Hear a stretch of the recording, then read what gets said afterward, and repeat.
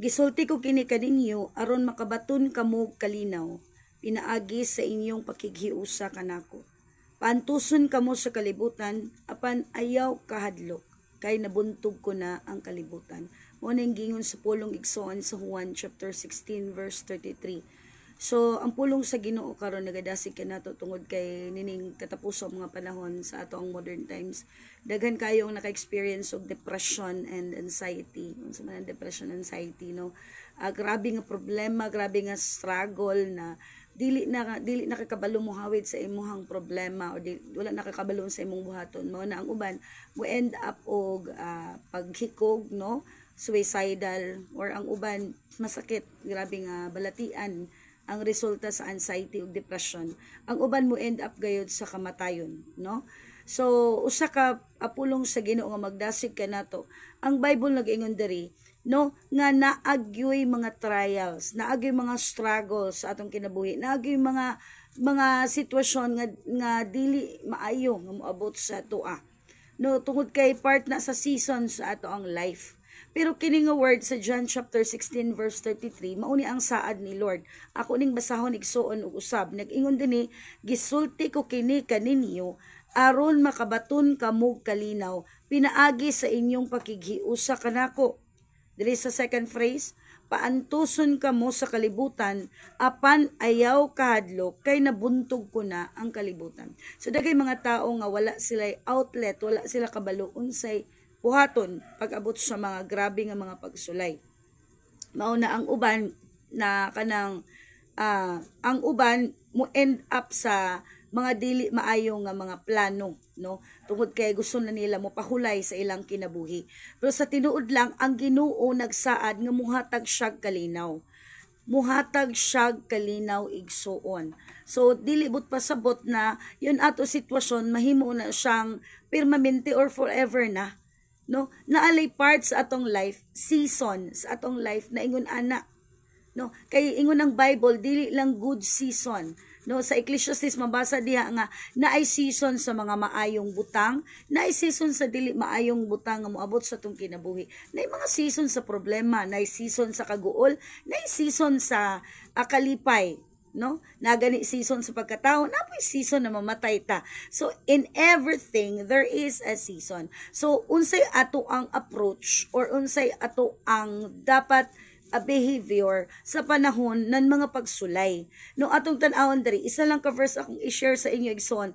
Kung gusto tagkalinaw, usa lang ang gusto ni Lord dinhi. Nag-ingon siya, gisulti ko kini kaninyo aron makabaton kamo kalinaw, pinaagi sa inyong pakighiusa kanako. So naay mga tao nga dili sila makakaplag og kalinaw kay wala man sila nakighiusa sa Ginoo. No, wala sila relationship sa Ginoo, no? Wala sila connection sa Ginoo. Mo na pag-abot sa mga problema dali ra gyud matumba. No? So we need God to have peace. No? Kinahanglan nato si Lord para makabaton tag kalinaw. Kay naaman jud na time na magproblema tas mga bayronon, problema sa pamilya, problema sa kwarta, struggle sa kaugalingon, mga personal problem. Yes, that's life. Muagi jud ta ana tanan. No? Pero ang problema diha, kung wala tay connection ni Lord, wala tay relationship kay Lord, the more ang bugat mas mabugatan pa jud. No? So ang pinakauna nga solusyon is to have a relationship and connection to God. Balik ko na kog basa ningon diri, gisulti ko kini kaninyo aron makabaton kamo kalinaw, pinaagi sa inyong pakighiusa kanako. Makabaton tag kalinaw when we have oneness with God. Naatay pakighiusa, natay union. Kana pakighiusa nga gisgutan diya, natay connection sa Ginoo. Natay relationship sa Ginoo. Dagay mga tao nga dili kabalo unsaon ang ilang problema. Even mo open ta sa tao, dili na makasulbad ang tao sa imong problema. Only God can. Yes, pwedeng gamiton ni Lord ang tao nga instrumento. Pero ang tanan gikan gihapon sa panabang sa Ginoo. Pwede lang siyang mogamit og tao, no? Pero dili pwede nga ang tao gay motabang sa imo na walay guidance gikan sa Ginoo, no? Ang tanang situation sa atong kinabuhi, no? Nindot kaayo nga si Lord moy ato ang palihukon. No? Nindot kaayo nga naate connection kay Lord. No nag-ingon diri ang pulong sa Ginoo, paantuson kamo sa kalibutan apan ayaw kamo kahadlok. No, daghay mga tao nga maabot ang panahon na grabe ang struggle sa life mo na mo ka ng kapuyo na gani no mahadlok ta basig di na ta kakaya or na time nga dili na to gustong atubangon ng atong problema mauna mo end up na lang sa bisan unsang desisyon maputol lang ang problema or makapahuway lang sa sitwasyon. Pero nag-ingon ang Bible, nagsaad mismo si Lord, so this is a promise. Nag-ingon siya, although na ay mga pag-antos sa kalibutan pero dili ta angay mahadlok kung naa ta sa Ginoo kay unsay iyang saad gibuntog na niya ang kalibutan. Kabalo ba mo mga igsuon nga sadyang naa na ta kay Lord, walay bisan unsang butang nga dili mabungkag mapagan pag naa si Lord sa atong kinabuhi. Problema tagaan na niyag solusyon. Bisag unsa pa kadaghan kay problema sister o daghan tag problema pero mas daghan og solusyon si Lord sa atong mga problema. No? Daghan tay mga gustong sulbaronon pero daghan kaayo kasulbaran si Lord para ni anang mga sulbaronon nato. No? So in every difficult situation there is a way.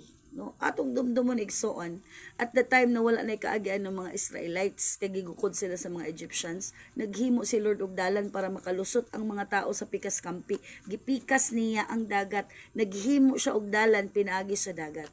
So there is nothing hard for God. So wala gyud imposible sa Ginoo.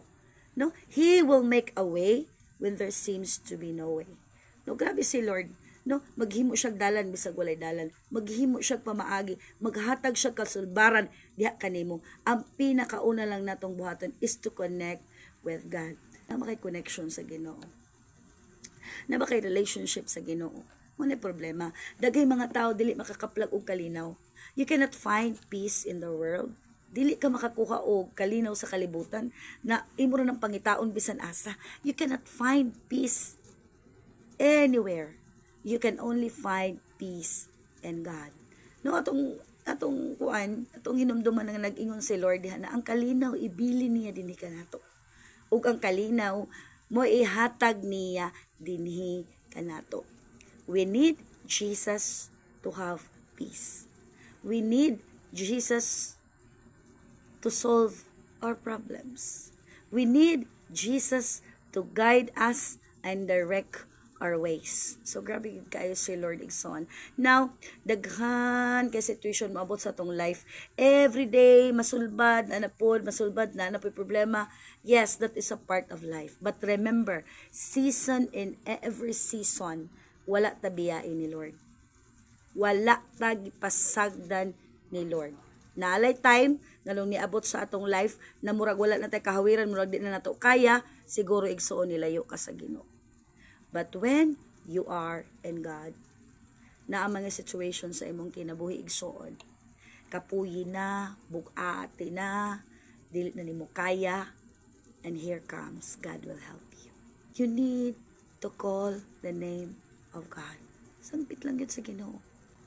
So, kinahanglan nga, ato nang himuong lifestyle sa atong life, to have a real connection with God. A real relationship with God. Kanang relasyon gyud, kanang connection gyud sa Ginoo. Kinahanglan na kay panahon sa pagsimba sa Ginoo. No, nakasimba ka.